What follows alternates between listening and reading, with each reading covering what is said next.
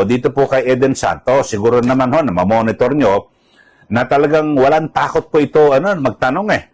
'Di ba? At kapag nakita mo yung reaksyon ni PCO Undersecretary Claire Castro, ay talagang parang napapangiwi at sumisimangot. Di po ba itong si Attorney Claire Castro?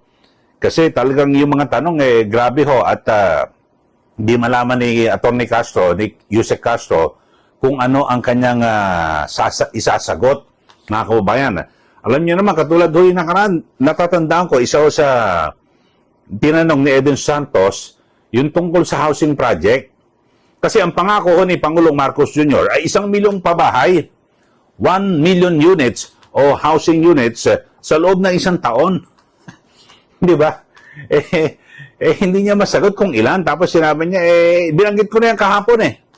Alam niyo, kapag gano'n, nagtatanong ang reporter, kahit na nabanggit mo kahapon, pwede mo pa rin sagutin kung talaga alam mo yung isasagot, di ba? Pwede mo nang sabihin, alam mo, nabanggit ko na yan kahapon, pero ulitin ko eto nga yan. So, yun ho.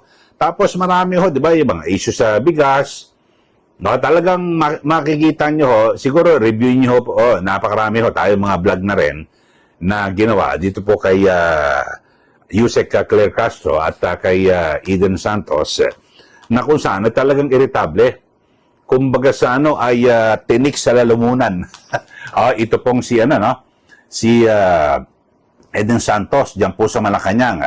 Lalo na ho kay Yusek Claire Castro. Breaking news po ito mga kabayan at alam niyo ba siguro sa ating mga taga-subaybay ay kilala niyo naman, di ba? Yung reporter po ng Net25 na si Eden Santos or Eden na kung saan ay talaga namang napakatindi ho magtanong diyan po sa mga opisyal ng PCO, yung Presidential Communications Office.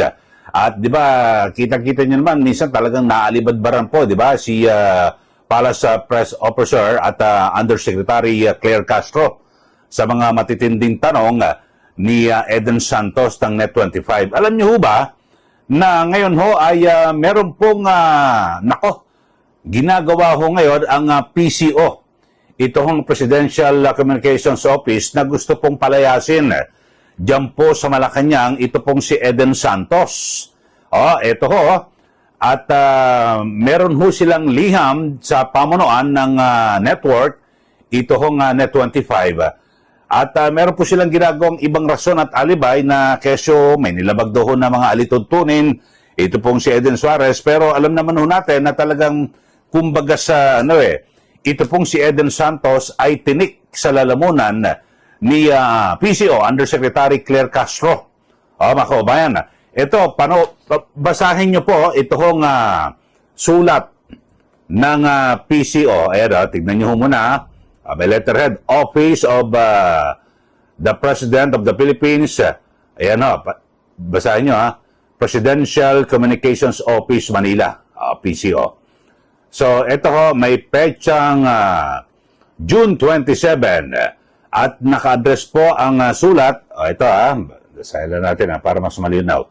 Ayan ho, naka-address po ang sulat kay Ginoong Paul Padua, ang news chief ng Net25. Ito ho, basahin nyo Ito ho, at babasahin ko para mapakinggan nyo rin ho, mga kababayan.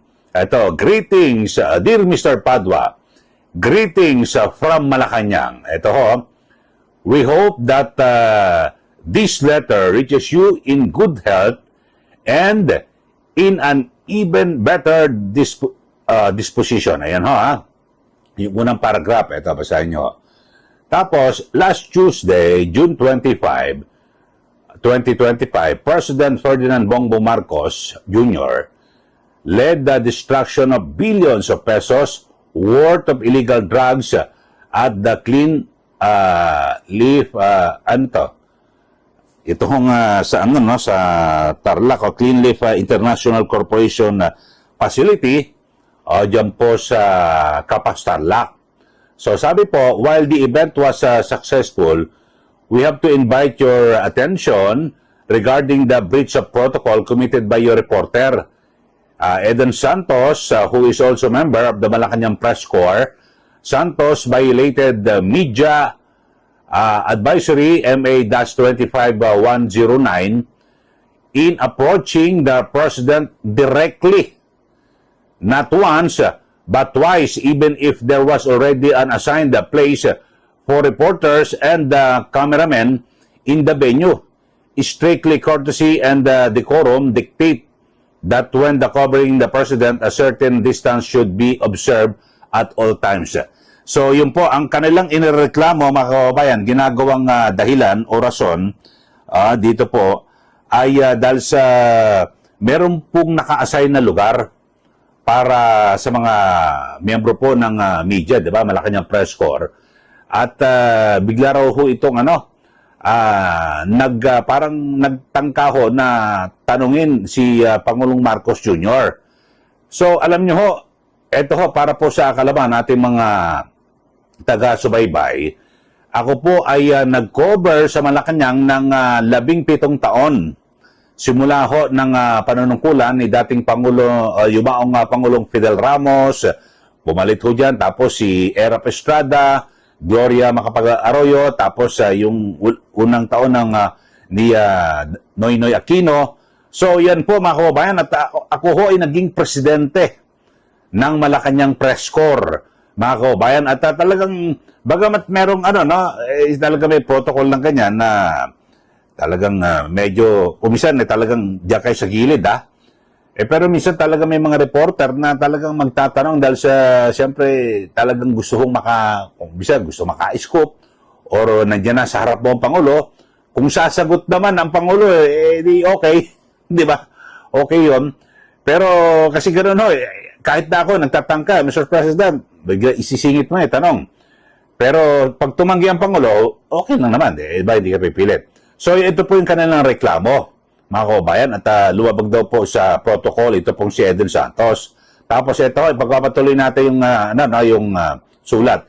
Sadly, this is not the first time that Santos has violated this rule.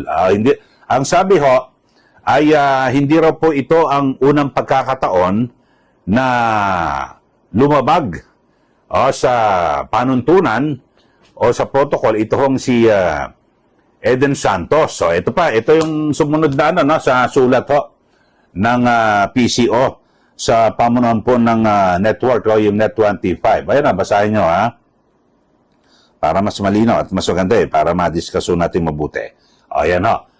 Tapos sabi ho ng PCO sa kanilang sulat, ito ho while we recognize the zeal and even the need for Santos to get a story from the President, we should also recognize the need for our reporters to observe and respect the rules specifically set to ensure the safety and well-being of the President.